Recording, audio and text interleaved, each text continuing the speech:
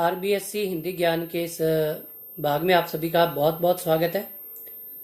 कक्षा 12 हिंदी साहित्य के अंतर्गत आज हम सरयू के पद्य भाग का प्रारंभ कर रहे हैं और इसके प्रथम भाग की प्रथम अध्याय की व्याख्याओं का अध्ययन आज हम प्रारंभ करेंगे।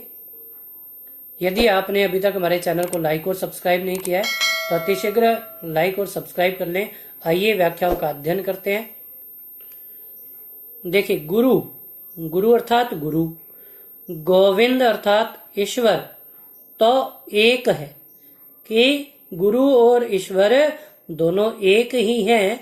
दूजा यहुआ का, दूजा यानी दूसरा, यहुआ का दूजा अर्थात अंतर भी ये कह सकते हैं कि उन दोनों में केवल आकार अर्थात शरीर का ही अंतर है। आपा आपा अर्थात अहंकार, गर्व, घमंड, मेट यानी मिटाना, दूर करना। जीवित मरे के अहंकार को मिटाकर जीने वाला व्यक्ति मरे हुए के समान है।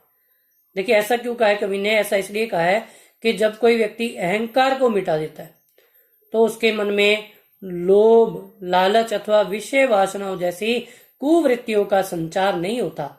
अतः ऐसी कुवृत्तियों का संचार न होने पर वह मरे हुए के समान है। तो पावे करता अर्थात ऐसी कुवृत्तियों को, अहंकार, गर्व, घमंड आदि के भावों को त्याग कर ही व्यक्ति अपने जीवन में ईश्वर को प्राप्त कर सकता है। देखिए, प्रसंग में ये कह सकते हैं कि ईश्वर के एकत्व भाव को चित्रित करने का यहाँ प्रयास किया है, या ईश्वर और गुरु में एकता को परिष्ठित करने का प्रयास किया है। देखिए अगली व्याख्या। ज्ञान प्रकाशा गुरु मिला, सो जिनी बीसरी जाए। बीसरी का अर्थ होता है बुला देना। ज्ञान प्रकाशा गुरु मिला कि गुरु के मिलने से ज्ञान रूपी प्रकाश का संचार हुआ है। सो जिनी बीसरी जाए, अतः हे मनुष्य तुम ईश्वर को भूल मत जाना। जब गोविंद कृपा करी, कि जब ईश्वर ने कृपा की तब गुरु मिले आए, कि ईश्वर की कृपा द्वारा ही सदगुरु का मिलन हुआ है, सदगुरु की प्राप्ति हुई है। अतः हे मनुष्य तुम अपने जीवन में ईश्वर के नाम स्मरण को मत भूल जाना, क्योंकि ईश्वर की कृपा द्वारा ही सदगुरु की प्राप्ति होती है। देखिए अगली व्याख्या। पीछे लागा जाई था लोक वेद के साथी, आगे थे सतगुरु मिलया दीपक दिया हाथी। संत कवि कबीरदास कहते हैं कि लौकिक और वैदिक मान्यताओं का अनुसरण करते हुए मैं भी भटक रहा था, अर्थात उन्हीं के अनुसार आचरण कर रहा था। आगे थे सतगुरु मिलया, परंतु मुझे मार्ग में सतगुरु की प्राप्ति हो गई, जिन्होंने मुझे ज्ञान रूपी दीपक दिया। और उस ज्ञान रूपी दीपक के प्रकाश से मेरी भटकाव की स्थिति क्या हो गई? समाप्त हो गई और मुझमें सद्वृत्ति का संचार हुआ। देखिए अगली व्याख्या। बूढ़ा था पै उबरा, गुरु की लहरी चमकी, बेरा देखा जर्जरा, तब उतरी पड़े फरंकी। संत कवि कबीरदास कहते हैं कि मैं बूढ़ा था यानी डूब रहा था, कि सांसारिक विषय वासनाओं रूपी समुद्र में डूब रहा था। गुरु की लहरी चमकी, परंतु गुरु के ज्ञान रूपी लहर के प्रकाश के कारण बेरा देखा जर्जरा। बेरा अर्थात बेड़ा, जर्जरा यानी कि जर्जर स्थिति, कि मुझे इन सांसारिक विषय वासनाओं की जर्जर स्थिति का आभास हो गया। उतरी पड़े फरंकी, और मैं सचेत सावधान होकर इन विषय वासनाओं से दूर हो गया। देखिए, कबीर चित्त चमकिया, चहु दिश लागी लाई। लागी यानी लगी हुई, लाई यानी आग, चहु दिश यानी चारों दिशाओं में। चित्त अर्थात हृदय, चमकिया अर्थात चौंक गया। संत कवि कबीरदास कहते हैं कि चारों ओर लगी हुई विषय वासनाओं रूपी आग के कारण जीवात्मा का हृदय चौंक गया।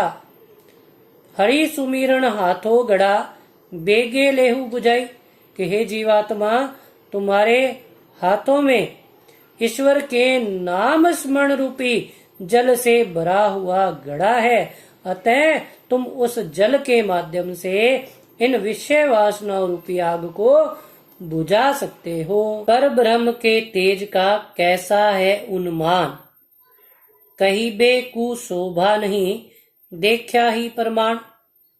प्रमाण यानी प्रमाण। पर ब्रह्म अर्थात ईश्वर के तेज स्वरूप का अनुमान नहीं लगाया जा सकता। कहिबे कु शोभा नहीं, और उसे शब्दों में वर्णित नहीं किया जा सकता।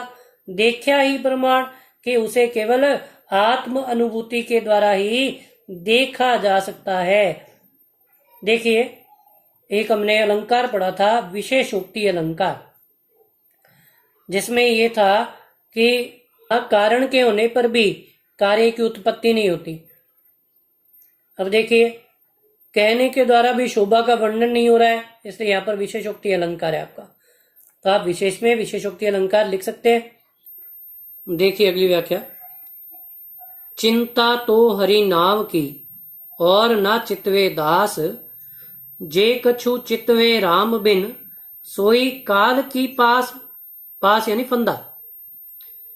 संत कवि कबीरदास कहते हैं कि ईश्वर के भक्त को केवल ईश्वर के नाम स्मरण की ही चिंता रहती है, और जो कोई ईश्वर के नाम स्मरण के बिना विषय वासनाओं के प्रति आसक्त रहता है, वह इस काल के फंदे से नहीं बच पाता, अर्थात वह विषय वासनाओं में लिप्त होकर रह जाता है और उसकी गति नहीं हो पाती, अर्थात उसे जन्म मरण के बंधन से मुक्ति नहीं मिलती। देखिए अगली व्याख्या, नैना अंतरी आवतु, नैन जापी, जापी यानी बंद करना, तो ही लेऊ, ना हो देखूं और कूं, ना तुझ देखण देऊं। कि प्रस्तुत काव्यांश के माध्यम से आत्मा और परमात्मा के प्रेम को अभिव्यक्त किया गया है। संत कवि कबीरदास कहते हैं कि जीवात्मा परमात्मा से कहती है कि नैना अंतर्यावतु, हे परमात्मा, तुम मेरे नेत्रों में निवास करो। नैन जहां पीते हूं ले, और नेत्रों में आ जाने के पश्चात मैं अपने नेत्रों को बंद कर लूं। ना हो देखूं और को, ना तुझ देखण देऊं, कि ना तो मैं स्वयं किसी और को देखूं और ना तुझे ही किसी और को देखने दूं। देखिए अगली व्याख्या, बहुत दिनन की जोवती बाट तुम्हारी राम, जीव तर से तुझ मिलन को मन नाही विश्राम। यानी जीवात्मा की विरह वेदना को यहाँ चित्रित किया गया है। संत कवि कबीरदास कहते हैं कि हे परमात्मा, मैं बहुत दिनों से तुम्हारे आगमन के मार्ग को देख रही हूं, तुम्हारे आगमन की प्रतीक्षा कर रही हूं। जीव तर से तुझ मिलन, कि मेरी जीवात्मा तुमसे मिलने के लिए तरस रही है। मन नाही विश्राम, और मन को कहीं भी चैन नहीं है, अर्थात मन बेचैन है। मूर्छी संग ना कीजिए, लोहा जल ना तिराई, कदली सीप भुवंग मुख, एक बूंद तिहु भाई। देखिए यहाँ पर संत कवि कबीरदास ने कुसंगति से दूर रहने की ओर संकेत किया है। कबीर कहते हैं कि मूर्ख व्यक्ति की संगति कभी नहीं करनी चाहिए। लोहा जल न तिराई, कि जिस प्रकार लोहा जल में नहीं तैर सकता, अथवा विकट परिस्थिति आ जाने पर यदि कोई व्यक्ति यह सोचे कि वह लोहे के द्वारा इस अथाह जल धारा को पार कर लेगा, तो वह उसकी मूर्खता ही होगी। कदली सीप भुवंग मुख, एक बूंद तिहु माई, कि जिस प्रकार स्वाति नक्षत्र की बूंद तो एक ही होती है, परंतु उसका प्रभाव केले, सीप और सांप के साथ भिन्न भिन्न प्रदर्शित होता है। कि जिस प्रकार स्वाति नक्षत्र की बूंद जब केले के मुख में पड़ती है तो वह कपूर का निर्माण करती है, सीप के मुख में पड़ती है तो वह मोती का निर्माण करती है, और सांप के मुख में पड़ती है तो वह विष का निर्माण करती है। अतः जैसी संगति होगी वैसा ही फल प्राप्त होगा। यहू ऐसा संसार है जैसा सेवड़ फूल दिस दिन दस के त्योहार को झूठे रंग ना भूल।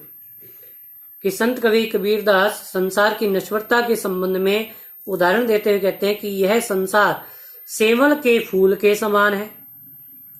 अर्थात जिस प्रकार सेवड़ का फूल देखने में तो बहुत ही सुंदर होता है, परंतु उसमें सुगंधि विद्यमान नहीं रहती, वह निरर्थक होता है, उसी प्रकार इस सांसारिकता के कुछ ही समय के प्रभाव द्वारा विषय वासनाओं में लिप्त होकर व्यक्ति को कदापि ईश्वर को नहीं भूलना चाहिए, क्योंकि यह संसार तो नश्वर और नाशवान है। देखिए, माशी गुड़ में गड़ी रही, पंच रही लपटाए, ताली पीटे सिर गुने, मीठे बोए माए। कि प्रस्तुत काव्यांश के माध्यम से संत कवि कबीरदास ने विषय वासनाओं से दूर रहने की ओर संकेत किया है। संत कवि कबीरदास कहते हैं कि मीठे के प्रभाव द्वारा या मीठे के प्रति आसक्त होकर मक्खी गुड़ में धंस गई और अब उसके पंख भी, पंच यानी पंख भी, उस मीठे के रस में लिप्त हो गए हैं। ताली पीटे सिर धुने, कि अब वह उससे मुक्त होने के लिए ताली पीटती है, हाथ मलती है, सिर गुने और सिर गुनती है।